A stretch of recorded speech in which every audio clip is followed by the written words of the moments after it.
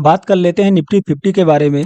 16 मार्च यानी सोमवार के दिन निफ्टी 50 कैसा रह सकता है, निफ्टी 50 में हमें कौन से साइड का ट्रेड देखने को मिल सकता है, साथ ही जानेंगे इंपॉर्टेंट लेवल्स क्या है निफ्टी 50 के।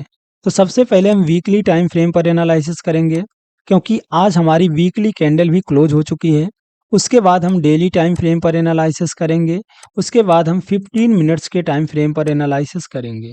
देखो, अगर आप एक ट्रेडर्स हो, कभी भी chart analysis multiple time frame पर ही किया करो, जिससे आप एक इम्पॉर्टेंट लेवल्स को समझ पाओ, यानी आपको बाइंग कहाँ पर करनी है और आपको सेलिंग कहाँ पर करनी है। तो अब वीकली टाइम फ्रेम जो होता है, अगर आप एक स्विंग ट्रेडर हो तो आपके लिए वीकली टाइम फ्रेम काफ़ी इंपॉर्टेंट है। अगर आप एक इंट्राडे ट्रेडर हो तो आपके लिए डेली टाइम फ्रेम काफ़ी इंपॉर्टेंट है। अगर आप स्कैल्पर हो तो आपके लिए फिर 15 मिनट एंड 5 मिनट जो है वो काफ़ी इंपॉर्टेंट होता है। बट इम्पॉर्टेंट सभी टाइम फ्रेम पर है। आप वीडियो को पूरा अंत तक जरूर देखना, ताकि आप प्रॉपर एनालिसिस समझ सको।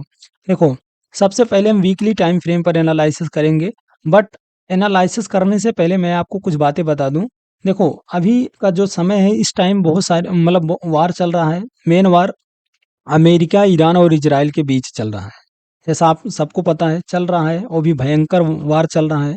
तो जब वार चलता है मार्केट में ना, तो ज़्यादातर देखोगे वार के समय मार्केट गिरता ही है। यानी गिरने का कई रीजंस होता है, जैसे बहुत सारी चीज़ें महंगी होती हैं और बहुत सारा चीज़ों का नुकसान होता है। तो हमारे इंडियन स्टॉक मार्केट में भी अभी क्या है कि ग्लोबल न्यूज़ और तेल युद्ध और यूएस का जो मार्केट है, उसका सीधा असर हमारे मार्केट पे भी देखने को मिल रहा है।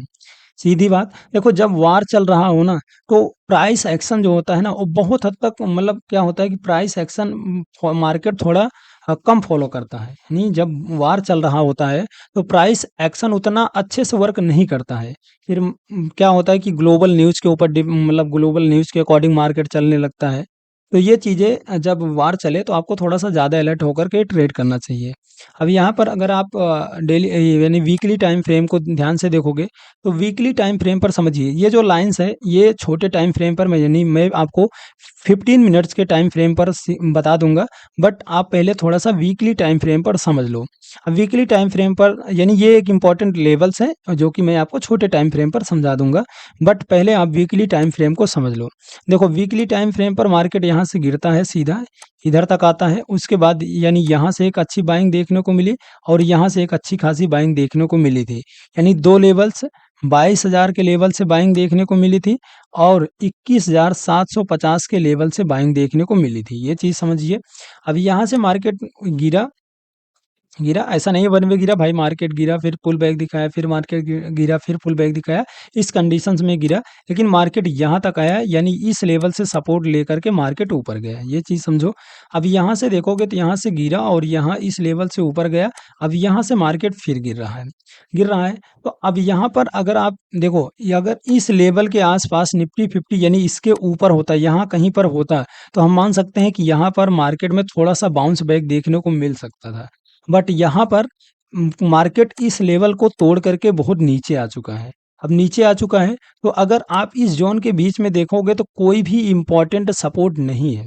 अब कोई भी इम्पोर्टेंट सपोर्ट नहीं है, तो जहाँ तक मेरा एनालिसिस है कि मतलब मैं अपने अकॉर्डिंग बता रहा हूँ कि भाई मार्केट क्या कर सकता है कि धीरे-धीरे यानी इस लेवल तक आ सकता है। 22,000 के लेवल को मार्केट धीरे-धीरे करके टच कर सकता है। अब ऐसा नहीं कि यहाँ पर ऐसे सीधा गिरेगा, ऐसा नहीं है।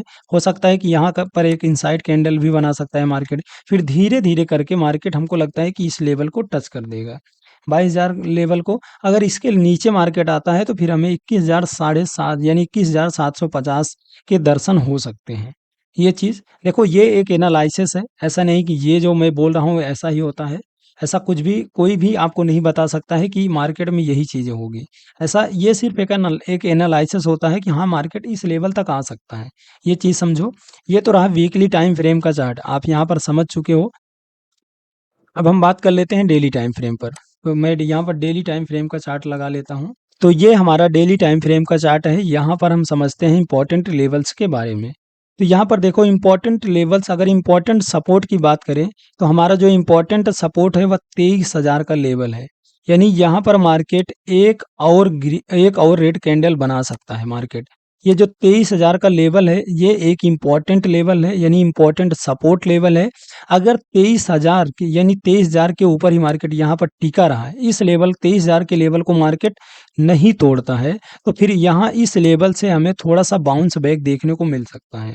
अब बाउंस बैक देखने को मिल सकता है 23,000 के लेवल से। अगर आप 23,000 के लेवल से अगर मार्केट यहाँ पर मैं आपको बताया कि यहाँ पर कल एक रेड कैंडल बना सकता है, और यहाँ पर 23,000 का जो लेवल है, ये एक इम्पॉर्टेंट सपोर्ट लेवल है। तो यहाँ पर अगर 23,000 के लेवल को मार्केट नहीं तोड़ता है, तो यहाँ से फिर हमें थोड़ा-सा बाउंस बैक देखने को मिल सकता है, जो कि पहला 23,300 तक धीरे-धीरे करके मार्केट जा सकता है। फिर से वहाँ से सेलिंग देखने को मिल सकती है। अगर इसके ऊपर निकलता है मार्केट, तो फिर 23,500 तक जा सकता है। बट देखो, 23,500 बहुत दूर का लेवल है, तो मुझे अभी लगता नहीं कि उस लेवल को टच कर पाएगा मार्केट। बट ये 23,500 का जो लेवल है ना, ये एक सप्लाई ज़ोन यानी सप्लाई ज़ोन है, यानी यहाँ से सेलिंग अच्छी खासी आ सकती है। तो 23,300 का जो लेवल है, यहाँ से भी सेलिंग आपको देखने को मिल सकती है। बट ये जो 23,000 का लेवल है, ये सॉरी, हाँ, 23,000 का जो लेवल है, ये एक इम्पॉर्टेंट सपोर्ट लेवल है। अगर यहाँ पर मार्केट टिका रहा, तो फिर हमें थोड़ा-सा बाउंस बैक देखने को मिल सकता है। बट अगर 23,000 के लेवल को मार्केट तोड़ता है, 23,000 के लेवल को मार्केट तोड़ देता है, तो फिर हमें 22,850 तक के दर्शन हो सकते हैं। अगर 22,850 के लेवल को तोड़ देता है मार्केट, तो फिर हमें 22,700 तक के दर्शन हो सकते हैं। ये चीज़ समझ गए। अब हम बात कर लेते हैं 15 मिनट्स के टाइम फ्रेम पर। तो मैं यहाँ पर 15 मिनट्स का चार्ट लगाता हूँ। तो यहाँ ये रहा हमारा 15 मिनट्स का टाइम फ्रेम।